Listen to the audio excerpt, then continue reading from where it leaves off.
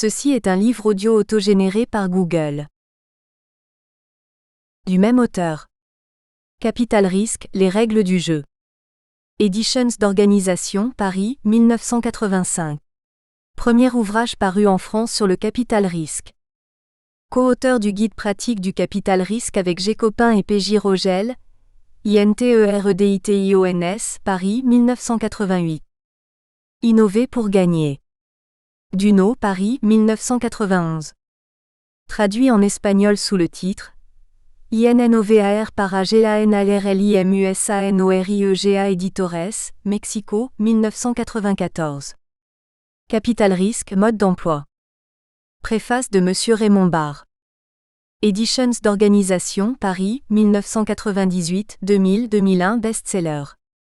Le capital risque en 10 points Editions ABC, réservé à l'exportation, Paris 2003. De la creation à la transmission, financer son entreprise par le capital investissement. Maxima, Laurent Duménil, 2006-2009. L'économie de la SOLIDARITE. Préface de Monsieur Denis Metzger, président d'Action contre la faim l'Harmattan 2011. La France pays innovant. L'Harmattan 2014. Copyright l'Harmattan 2017. 5 à 7, rue de l'École Polytechnique, 75 005 Paris. http://www.harmattan.fr.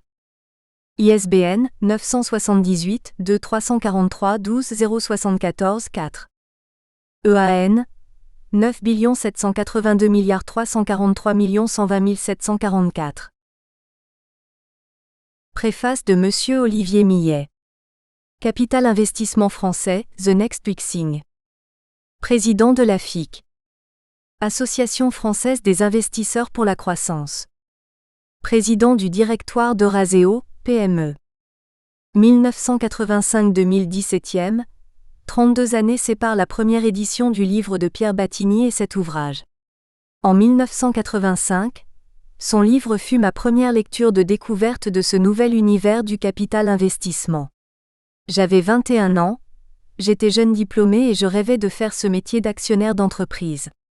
32 ans plus tard, le livre historique de Pierre, avec sa couverture jaune, m'a suivi dans mes déménagements successifs et tel un talisman, a initié ma passion pour ce métier et accompagné mon parcours rempli de belles histoires aux côtés des entreprises et de leurs dirigeants. Pour ceux qui découvrent aujourd'hui ce livre et le marché du capital investissement, l'ouvrage de Pierre est un repère détaillé, complet, utile aussi bien pour les entrepreneurs, les investisseurs que les observateurs.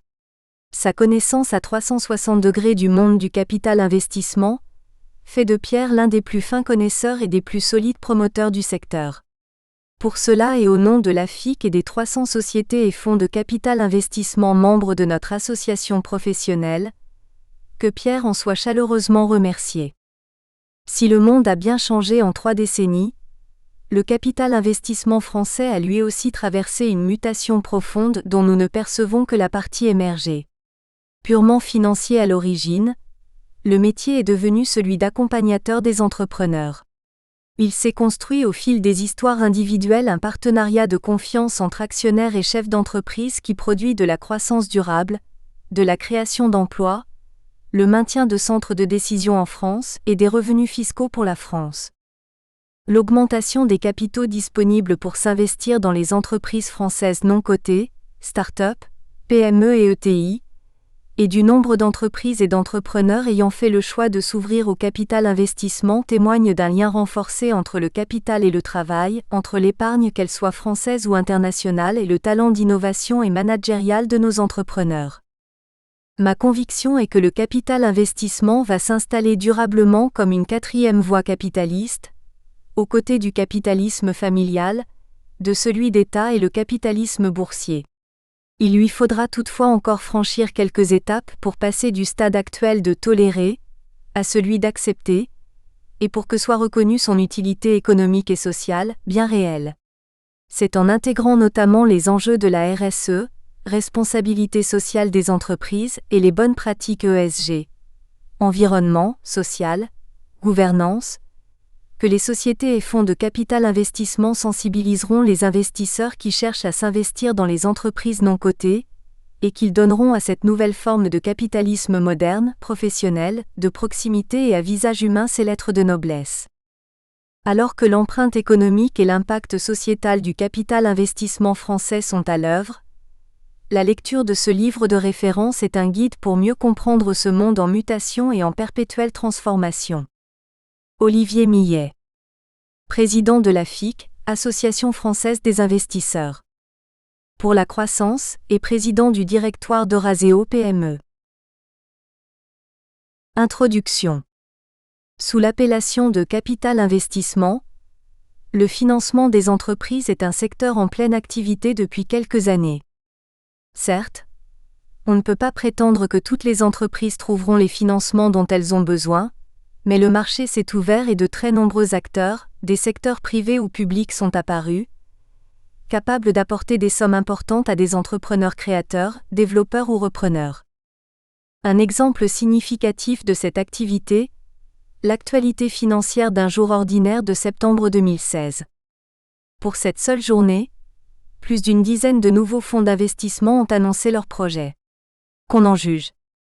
Le Crédit Mutuel Arkea lance un fonds de 200 millions d'euros dédié aux ETI, entreprises de taille intermédiaire. Finexport et Acofi lancent un fonds dédié au financement de la trésorerie des PME. BPI France lance un fonds de dette privée pour les PME et les ETI. BNP Paribas IP participe au lancement d'une solution de financement innovante pour les PME. La création du fonds DNCA PME spécialisé sur les petites et moyennes valeurs principalement françaises.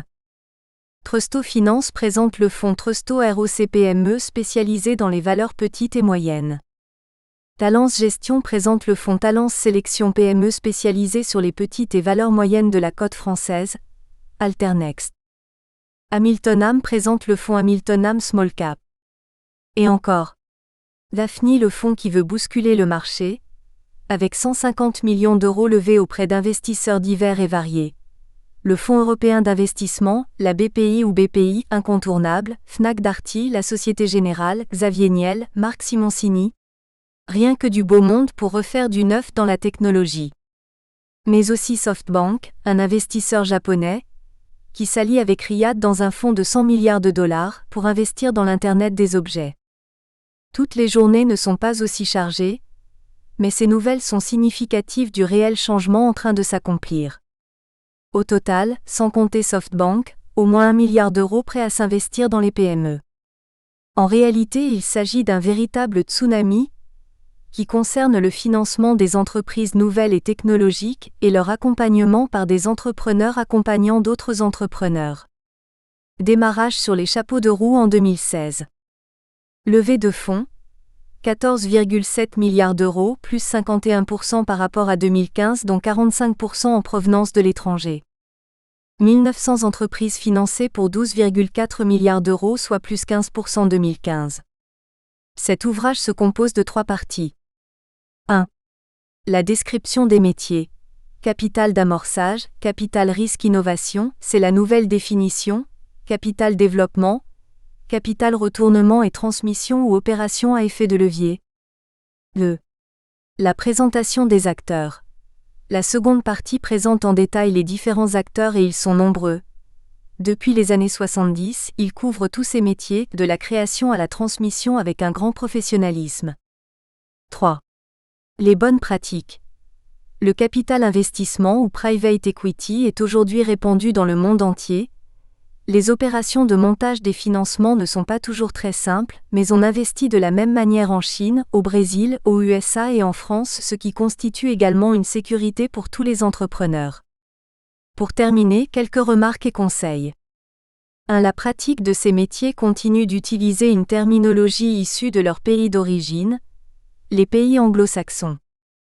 La plupart du temps, on a préféré utiliser les expressions françaises, même si capital risque, devenu capital risque innovation il y a quelques années, ne transmet pas la même image que venture capital, le capital associé à l'aventure. Cependant, pour les faire connaître ou éviter des répétitions, on a aussi retenu les expressions d'origine. Un glossaire figure à la fin de l'ouvrage. 2. Dans la langue française, fonds veut dire en même temps un véhicule d'investissement, exemple d'un fonds de placement, et de l'argent, des capitaux. Dans ces activités, on a affaire à deux types d'investisseurs.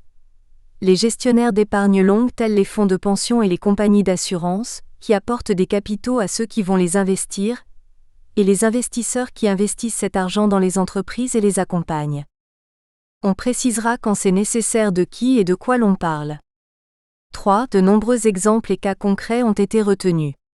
Il s'agit de cas puisés dans l'activité économique réelle, exemple également de fonds d'investissement et de financement réalisés pris dans leur portefeuille en ligne sur Internet.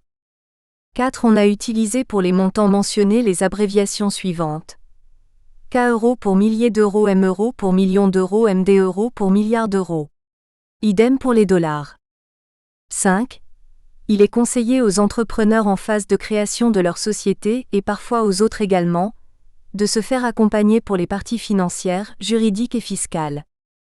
Concernant cette dernière partie, les pouvoirs publics ont abusivement modifié les diverses procédures, les rendant souvent incompréhensibles et inopérantes, et laissant les entrepreneurs, mais aussi les professionnels, parfois démunis face à ces changements permanents. Et cela n'est sans doute pas fini. Avertissement. L'auteur n'entend recommander ou promouvoir aucun fonds d'investissement, société de capital risque ou autres acteurs financiers. Ceux et celles qui sont mentionnés dans l'ouvrage ne sont retenus que pour les exemples qu'ils permettent de mettre en valeur, et la présentation qui en est faite est uniquement technique et informative. Première partie. Les métiers du capital investissement. Contenu de cette partie. La présentation détaillée des métiers et de leurs caractéristiques. Des exemples concrets d'investissement et de désinvestissement susceptibles de donner des idées aux entrepreneurs, quel que soit le stade de leur projet et leur taille. Des chapitres de contenu différents, développés pour le capital risque innovation et les transmissions qui nécessitent des explications particulières, plus resserrés pour les autres opérations, développement et retournement qui relèvent de prise de décision et de participation plus simple. Chapitre 1. Le capital d'amorçage. Le capital d'amorçage, la première phase de recours à des capitaux extérieurs est celle où le porteur de projet doit prouver la faisabilité, montrer que ce qu'il propose va fonctionner. À ce stade, il n'a pas grand-chose pour le faire, quelques idées, des plans, un ou des brevets, mais aussi parfois des publications de recherche qui démontrent qu'il est un spécialiste et qu'il travaille ce sujet depuis plusieurs années. Le moment est alors venu de le faire connaître et de le développer. 1. De quoi s'agit-il ? Les premiers fonds d'amorçage ont été créés en 2000 par la loi Allègre, ancien ministre de la Recherche et de l'Éducation nationale célèbre pour sa formule imagée « Il faut dégraisser le mammouth ». Cette initiative a permis un premier décollage de l'amorçage en France. La Caisse des dépôts a soutenu plusieurs initiatives de création soumises par les grandes agences publiques nationales comme l'INRIA, l'INSERM et des capitaux privés, ceux d'industriels comme Alcatel pour les télécoms, Aventis Sciences de la Vie, le CEA électronique, le LETI et d'autres. Les premiers fonds d'amorçage créés, Bioam, consacré aux biotechnologies, Emertech, à l'électronique, aux composants, aux nanotechnologies avec le CEA de Grenoble, le LETI, e-Source, C-Source, T-Source spécialisé dans l'informatique, le contenu et les télécommunications, fonds soutenus par l'INRIA. Statistiques et commentaires. On peut estimer qu'en France les financements en amorçage représentent à peu près 3 à 5% du capital risque innovation, mais cette approximation n'est pas suffisante pour donner des chiffres précis. Il existe des concours d'amorçage non recensés, ce sont ceux qu'effectuent les business angels ou autres intervenants industriels non membres de l'association professionnelle. Aux USA, les business angels assurent une grande partie du financement de seed money, amorçage, en même temps que les universités et les fondations. On sait qu'en France, l'ISF a fait fuir les entrepreneurs qui auraient pu soutenir ces jeunes pousses. Ils sont donc moins nombreux qu'espérés. Des exemples sont mentionnés dans les chapitres ci-après. Or, ce qui est paradoxal est que la demande existe. Il y a par exemple une forte demande dans les incubateurs publics qui n'est pas satisfaite. On aurait besoin de procédures beaucoup plus légères pour octroyer des prêts d'honneur, ou prendre des participations avec un formalisme allégé pour lancer l'amorçage en France. Le prêt d'honneur est un prêt accordé parfois par la puissance publique à des créateurs d'entreprises pour financer leurs projets. Un problème de liquidité. Un autre problème que rencontrent les fonds d'amorçage est que les fonds de capital risque, qui interviennent en aval, refusent souvent de leur assurer une liquidité, c'est-à-dire que lorsqu'une entreprise en amorçage a réussi à intéresser un fonds de capital risque, celui-ci devrait financer l'entreprise, mais aussi racheter la participation détenue par le fonds d'amorçage qui a pris les premiers risques, les plus élevés quelques années plus tôt. Cette bonne logique n'est malheureusement pas respectée, et les fonds d'amorçage restent collés avec leur participation qu'ils vont devoir porter encore quelques années pour sortir avec les fonds de capital risque. 2. Le Fonds national d'amorçage, FNA, est devenu en 2009 une action du programme des investissements d'avenir. Depuis, le relais a été pris par la Banque publique pour l'investissement. Doté de 600 millions d'euros, le Fonds national d'amorçage réalise des investissements dans des fonds d'amorçage gérés par des équipes de gestion professionnelles et qui réalisent eux-mêmes des investissements dans de jeunes entreprises innovantes en phase d'amorçage et de démarrage. Le Fonds national d'amorçage ne finance pas directement des entreprises. C'est ce qu'on appelle un fonds de fonds. Les fonds d'amorçage souscrits par le Fonds national d'amorçage viseront prioritairement les entreprises des secteurs technologiques définis par la Stratégie nationale pour la recherche et l'innovation, la santé, l'alimentation et les biotechnologies, les technologies de l'information et de la communication, les nanotechnologies, les écotechnologies. Bpifrance Investissement, gestionnaire du FNA, est en charge de la sélection des fonds et équipes de gestion associées. Après consultation d'un comité composé notamment de représentants de l'État, les décisions d'investissement sont prises par Bpifrance Investissement qui assure la réalisation et le suivi des investissements dans les fonds bénéficiaires. Exemple, Kurma Partners annonce le lancement de son 3e fonds Kurma Diagnostic, KDX. Le Fonds européen d'investissement, FEI, le Fonds national d'amorçage, FNA, géré par Bpifrance pour le compte de l'État, dans le cadre du programme d'investissement d'avenir, PIA, l'Institut Pasteur et BNP Paribas participent au premier closing de 33 millions d'euros. Portefeuille. À fin mars 2014, le FNA avait investi 308 millions d'euros dans 16 fonds. Inserm Transfer Initiative. Technocom 2. Grand Ouest Capital Amorçage. Émergence Innovation, I. Elaya Alpha Fund. Demeter 3 Amorçage. Irdinov. Angel Source. Cap Décisif 3. ATI, Amorçage technologique investissement. Partech Entrepreneur. Fonds Biothérapies innovantes et maladies rares. Emertech 5. Quadrivium. R2V. Auriga Biocides. Les entrepreneurs ne doivent pas hésiter à les approcher. Type d'intervention. Capital amorçage. Secteur d'activité. Sciences de la vie. Technologie de l'information et de la communication. Environnement, energies. Autres, et notamment tout ce qui peut concerner l'économie. Numérique. Chiffre clé 2013. Fonds gérés 600 millions d'euros. Fourchette d'intervention pour les fonds bénéficiaires, qui devront par ailleurs trouver d'autres capitaux privés de 5 à 25 millions d'euros. 3. L'entrée des investisseurs.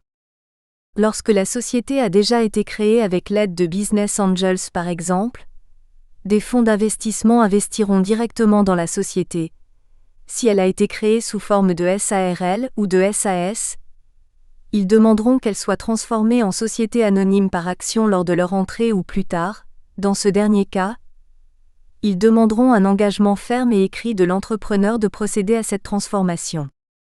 Si la société n'existe pas, il faudra la créer avec l'entrée des investisseurs qui seront des fondateurs au même titre que l'entrepreneur. Si l'entrepreneur a la chance de bénéficier d'un prêt d'honneur d'un organisme comme Entreprendre ou Scientipol, cet apport sera versé au créateur lors de la constitution de la société. Dans tous les cas, Il s'agira bien d'une prise de participation au capital de l'entreprise avec le rituel juridique que l'on présentera. Pour des raisons de financement et de répartition du capital, les investisseurs pourront faire un complément sous forme d'une avance d'actionnaire ou d'un prêt participatif. 4. Exemple, l'intervention de Business Angels. La société INODIAG, créée par une équipe solide constituée de 2 anciens chefs d'entreprise, des serial entrepreneurs et 2 chercheurs mondialement connus dans leur domaine, était spécialisée dans la détection des maladies infectieuses par syndrome.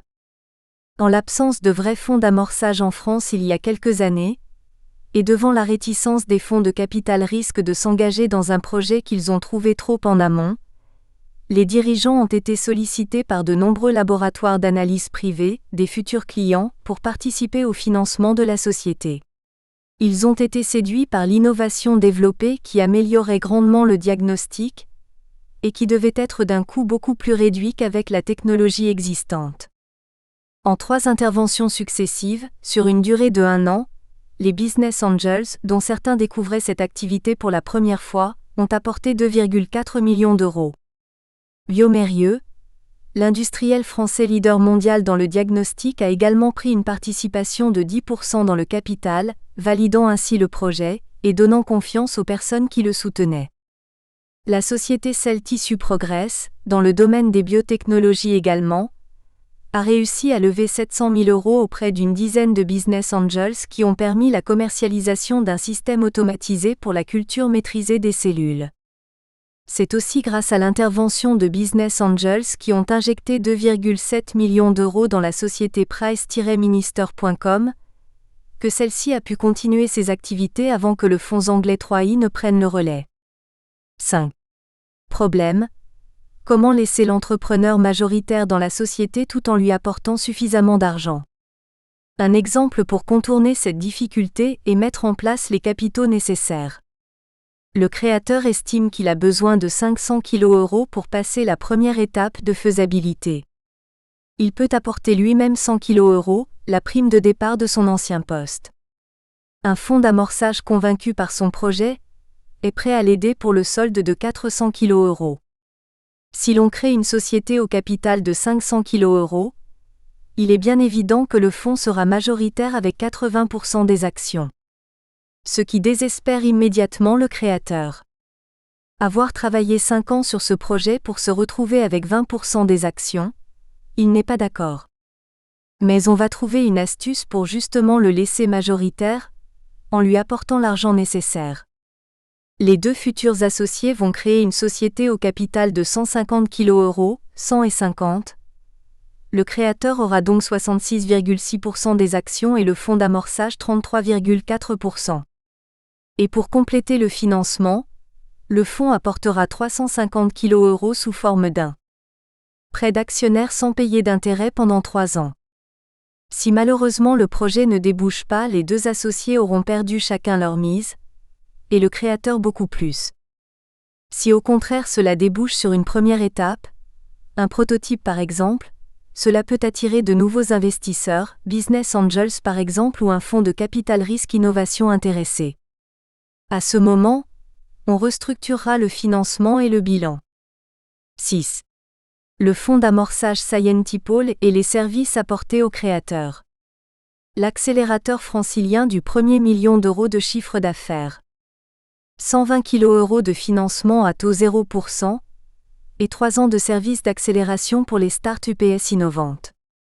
5 accélérateurs de marché. Au accélérateur santé et Silver Economy. Au accélérateur retail e-commerce, culture, loisirs, tourisme, sport. Au accélérateur usine du futur, énergie, transport de demain. Au accélérateur grand public, B2C. Au accélérateur transformation numérique de l'entreprise. Start session de 1 à 6 mois. Structurer et booster son projet. 4 jours d'atelier collectif, finance, IP, RH, commercial. 5 jours d'accompagnement individuel par un chargé d'affaires et un expert externe. Financer l'amorçage, 120 kg € à taux 0. Prêt d'honneur à taux 0, jusqu'à 120 kg €. Financement non dilutif. Sans garantie personnelle. Sur 5 ans avec 1 an de différé. Obsession pendant 3 ans, piloter et accélérer sa croissance. 4 parcours thématiques. Se développer, se financer, se structurer et se médiatiser. Des événements commerciaux, pour identifier de nouveaux prospects. Des interventions de business developers, cofinancées par Scientipol. 7. Focus du projet et critères de décision des investisseurs. Focus du projet en amorçage. Objectif, montrer que c'est possible. Il ne s'agit pas encore d'un business plan à cette étape, mais d'une présentation allégée. Prouver la faisabilité du concept, sa réalisation technique. Montrer le besoin qui n'est pas satisfait chez les utilisateurs actuels ou potentiels. Montrer que le porteur du projet a vraiment les moyens d'apporter une solution, peut-être seul au début, mais très rapidement avec une équipe. Bien estimer les besoins financiers de réalisation d'un prototype, ainsi que son évolution. Imaginez une solution pour recueillir de l'argent, qu'il s'agisse d'un prêt d'honneur attribué au porteur du projet, ou la création d'une SAS ou SARL. Montrer qu'il existe des barrières à l'entrée, des protections industrielles par brevet ou savoir-faire. Faire des projections pour plus tard, marché visé, chiffre d'affaires possible, canaux de distribution, estimation des besoins financiers futurs. Mentionner éventuellement une coopération possible avec des industriels, ou l'obtention de contrats de recherche. CRITERES de décision pour les investisseurs. Ils doivent être persuadés qu'il s'agit d'un vrai problème à résoudre.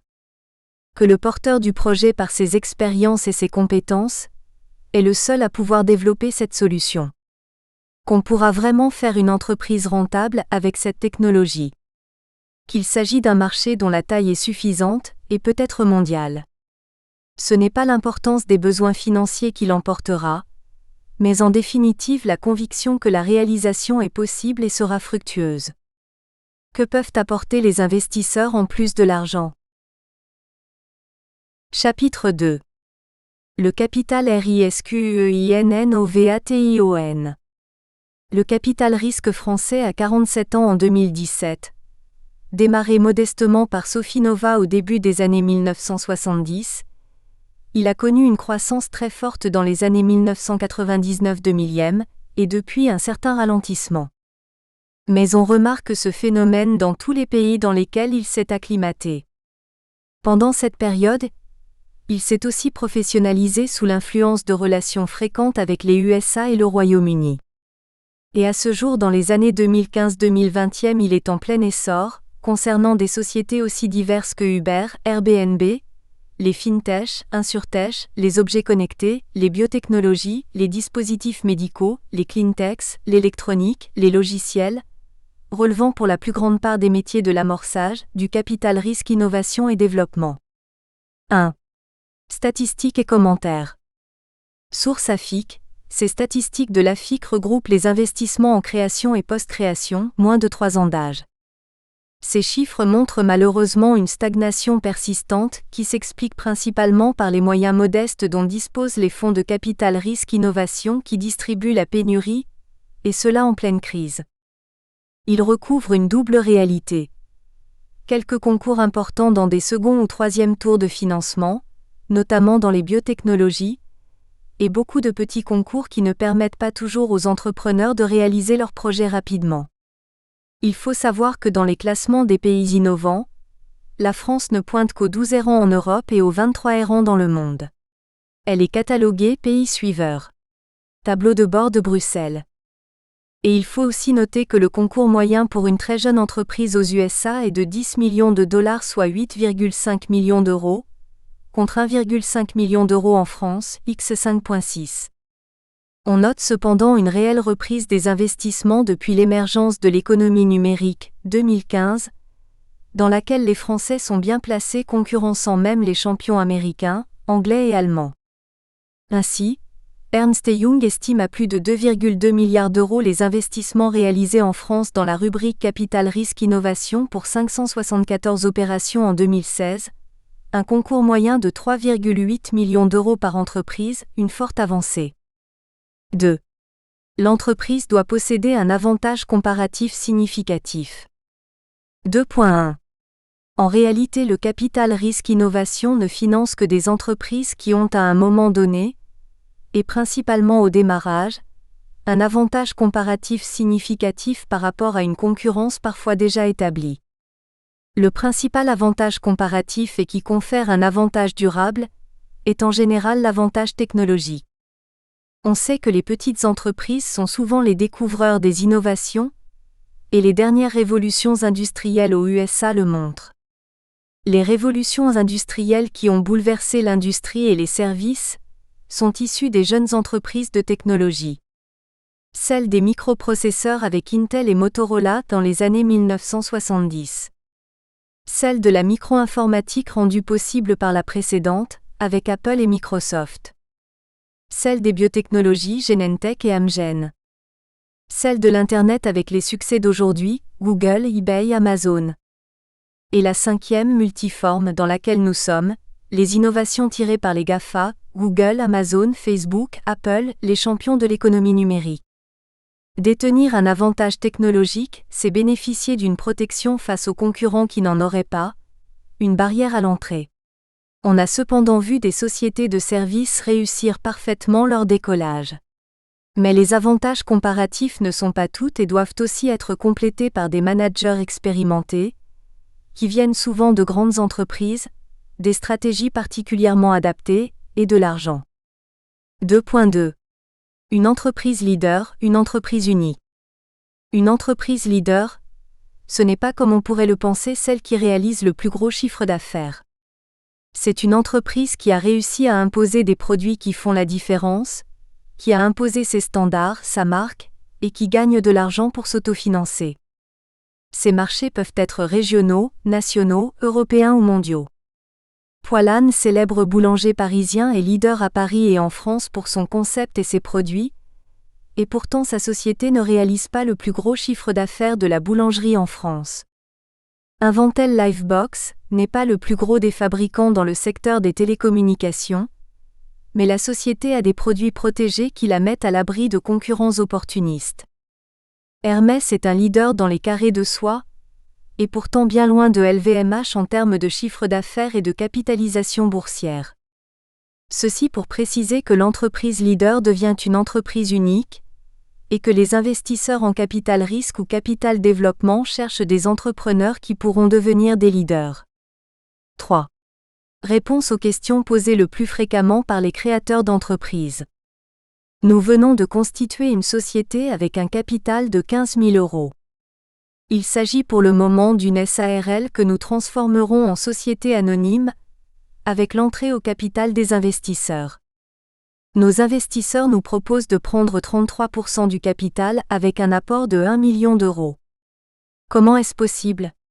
Quel procédé utiliser? Quelle mécanique pour qu'il ne soit pas majoritaire? Oui, c'est possible et la réponse est simple. D'abord, il s'agit bien d'une prise de participation en capital qu'on trouve dans toutes les opérations de ce type. Et nous allons l'expliquer par un cas concret. Cas. Le capital de départ de la société, de 15 000 €, est constitué de 1 500 parts de 10 €.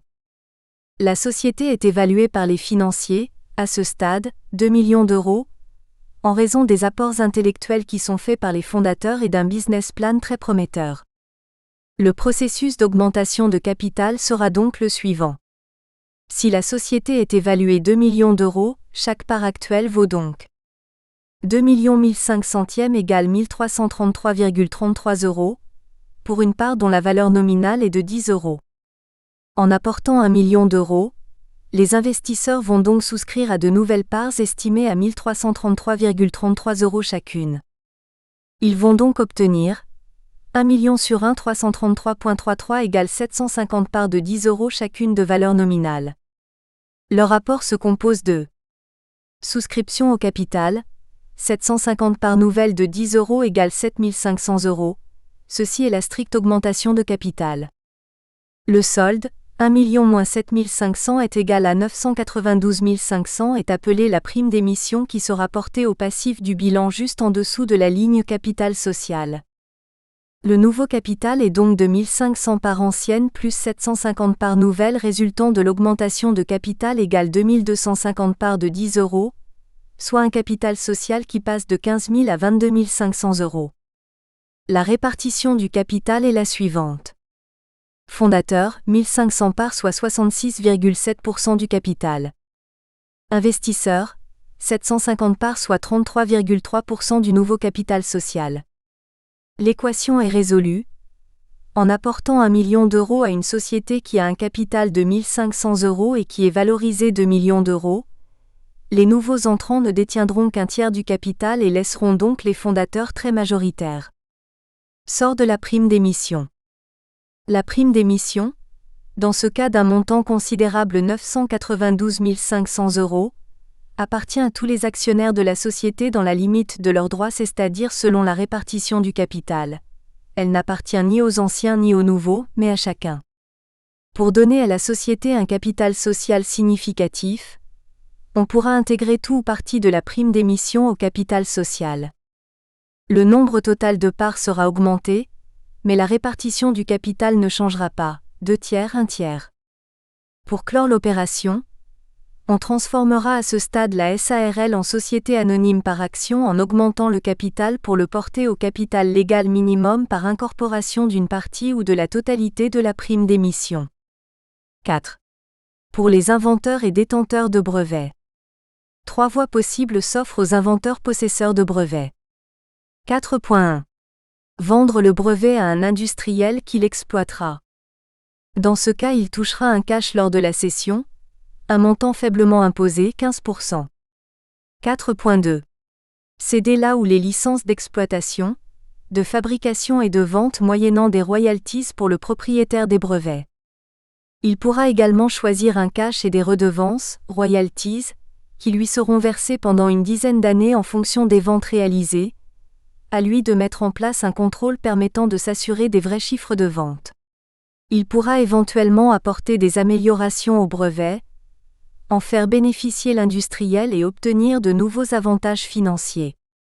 4.3. Il peut aussi créer une entreprise pour exploiter ses propres brevets. Il empruntera donc le parcours du combattant décrit ici même: réunion d'une équipe, rédaction d'un business plan, choix des investisseurs, processus de levée de fonds. Soit il apportera à la création le brevet à l'entreprise permettant de constituer par cet apport un capital social déjà substantiel, soit il l'apportera lors de la rentrée des investisseurs au capital. Dans tous les cas, les investisseurs veulent que les brevets soient détenus par la société et n'acceptent pas le paiement de royalties par la société à l'inventeur seul. Ces intérêts sont pris en compte lors de la valorisation de la société, voir cas ci-dessus. Mais d'abord, il est utile de bien connaître le système du capital investissement français, qui inclut capital d'amorçage, capital risque innovation, développement, transmission, LBO, qui fonctionne aujourd'hui dans les pas de ses glorieux aînés, le private equity des pays anglo-saxons. 5. Les fonds d'investissement que les entrepreneurs vont solliciter font ce qu'on appelle de la gestion pour compte de tiers. Définition de la gestion pour compte de tiers: c'est la délégation de la fonction d'investissement et de gestion des capitaux et de l'épargne par des agents privés ou institutionnels au bénéfice d'une entité spécialisée, la société de gestion, en contrepartie d'une rémunération jugée optimum, définition AFG. Ces fonds recueillent des capitaux auprès d'investisseurs à long terme, compagnies d'assurance, fonds de pension, mutuelles, pour les investir dans des petites et moyennes entreprises non cotées au niveau du capital. Ces fonds détiendront ainsi un portefeuille de participation. Pour les investisseurs collecteurs d'épargne à long terme, il s'agit d'une allocation d'actifs, au même titre que la souscription d'obligations émises par le secteur public, l'investissement dans l'immobilier ou dans les sociétés cotées, CAC 40 notamment. Les bénéficiaires devront retourner l'argent qui leur est confié dans une période de 8 à 10 ans. La durée des contrats d'assurance vie est par exemple de 8 années. Ils devront donc envisager des investissements dont la durée sera de l'ordre de 5 à 7 ans au maximum, ce cycle recouvrant la période d'investissement, le suivi, la maturité de l'investissement et la phase de cession. Leur retourner l'argent, c'est-à-dire le capital assorti d'un rendement substantiel, la rentabilité dégagée à l'occasion des sorties, le taux interne de rentabilité, le fameux TRI, et c'est parce que les investisseurs dans les PME respecteront ce timing qu'ils pourront relever des fonds au terme de 3 ans auprès des mêmes souscripteurs s'ils sont satisfaits, et recommencer un nouveau cycle d'investissement. Dernier point. Les collecteurs de capitaux longs qui souscrivent des parts dans des fonds d'investissement en attendent un retour élevé, en moyenne de 20% par an. C'est pourquoi les projets retenus devront générer des rentabilités de l'ordre de 30% pour l'activité de capital risque, et 20 à 25% pour les segments capital développement et transmission pour lesquels les risques sont a priori moindres. Autre point. 1. Les investisseurs dans les entreprises sont tenus de respecter scrupuleusement les termes du règlement de leurs fonds. S'ils ont levé des capitaux pour investir dans le risque innovation, pas de possibilité d'investir dans la transmission, et réciproquement. C'est dire que les entrepreneurs, s'ils veulent éviter de perdre du temps, devront choisir scrupuleusement les fonds à approcher. 2. Ils sont d'autre part tenus à un équilibre de leur portefeuille de manière à éviter de cumuler des risques dans le même secteur ou la même branche, sauf s'ils sont spécialisés. 3. Les compétences des équipes sont souvent limitées au secteur qu'ils ont retenu et qu'ils ont vendu à leurs souscripteurs. Ne soyons pas naïfs, les investisseurs sont là pour gagner de l'argent, c'est-à-dire en faire gagner à leurs souscripteurs, et ils vous le répéteront souvent, ce ne sont pas des philanthropes. Le décor est planté, passons à l'offensive. Quelle stratégie bâtir pour la levée de fonds ? Il est évident que les investisseurs ne financent que de bons projets, ou ce qu'ils comprennent comme un bon projet. Mais qu'est-ce qu'un bon projet ? Nous le verrons dans le chapitre 11 concernant la levée de fonds. 6. Le rôle des conseils. Avec la levée de fonds, vous entrez dans un domaine qui ne vous est pas familier. Raison de plus pour vous faire assister, gagner du temps, éviter des erreurs. Le rôle des consultants est primordial, ils vous aideront. Dans la sélection de la douzaine de fonds à consulter en priorité, dans la formulation de votre projet, dans la rédaction des divers documents. Ils vous conseilleront pour l'établissement du plan de financement, phase capitale. Par leurs contacts et relations, ils obtiendront des informations que vous n'aurez pas à titre d'entrepreneur isolé, ils défendront votre valorisation. Poursuivons par une vérité.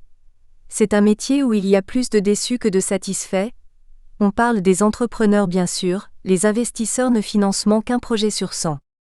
Le capital risque français est très sélectif, élitiste disent certains.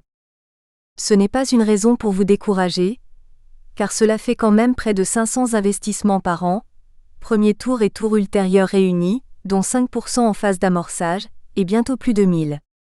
D'autant plus que nous sommes entrés avec le numérique dans une période très favorable.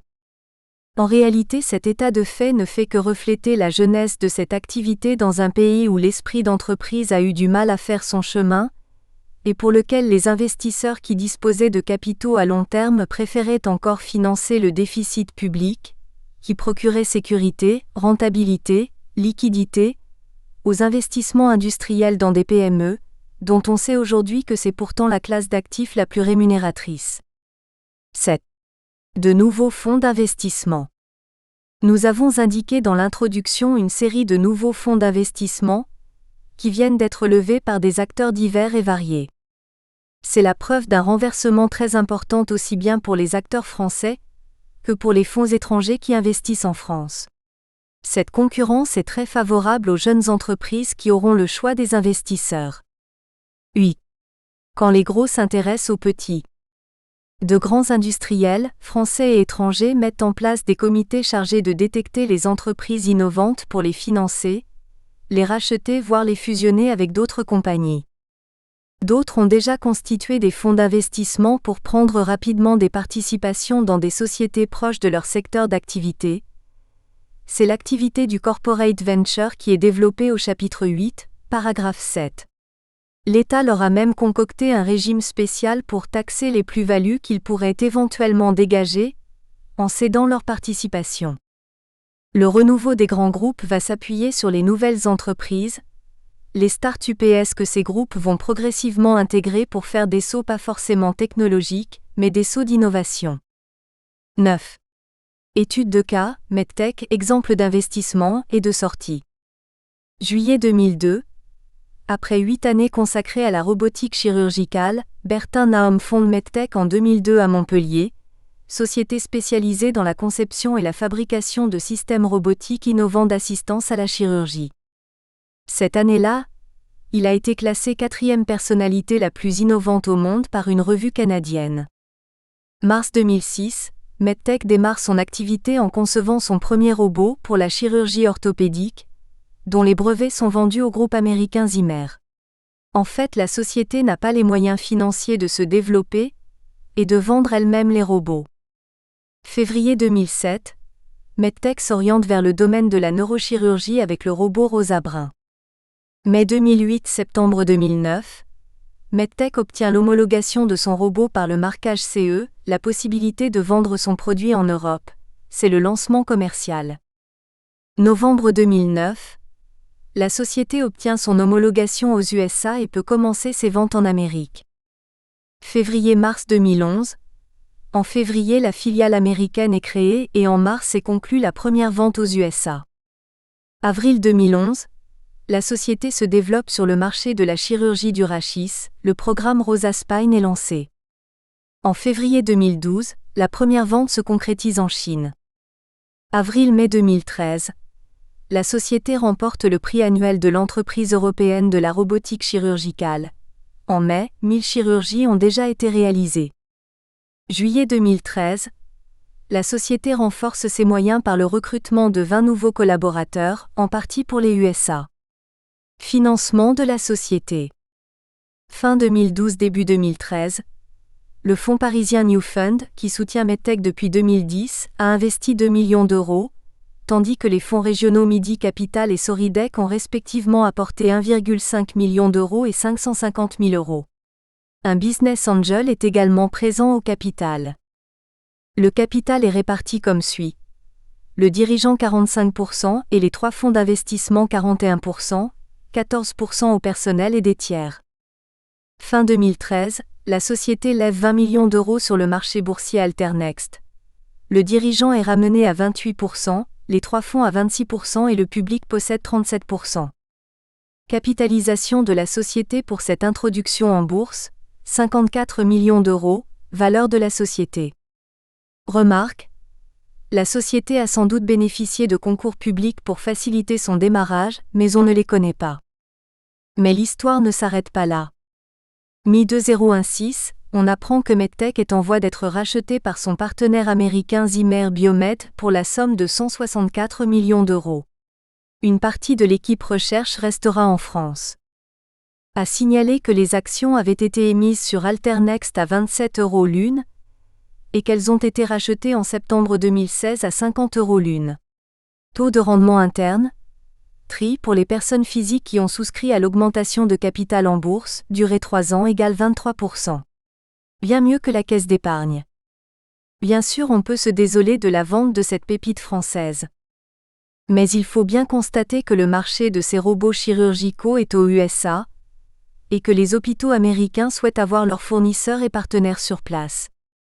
Aux USA, le robot chirurgical le plus diffusé est le robot Da Vinci, dispositif médical fabriqué par la société Intuitive Surgical qui a été mis sur le marché en France pour la première fois en 2000. Le nombre d'installations de robots Da Vinci a connu une importante progression ces dernières années. En octobre 2013, 80 robots étaient en service en France pour 3000 unités dans le reste du monde, dont 2000 aux USA. Si les hôpitaux français sont sous-équipés, ce n'est pas que la France soit contre les robots, notamment américains, le problème c'est qu'elle ne peut pas se les payer, coût approximatif environ 2 millions d'euros l'un. Un très beau parcours sur 14 ans pour la société et son équipe. Il en est de plus court, il en est de plus long.